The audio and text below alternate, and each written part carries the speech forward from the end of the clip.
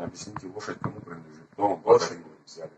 Лошадь моего брата по соседству в Баширах, Рамиска, Занжил, Наилович. Я у него одолжил, он мне дал, говорит, езди сколько хочешь, спустился, выпил, выехал, пошалил общественный порядок, чуть нарушил, зашел в автобус, зашел в парикмахерскую, остановились сотрудники, братья наши, поругали, забрали лошадь, пошли, пошел, забрал, доставили в отдел, повезли за нарушение общественного порядка, доставили в отдел.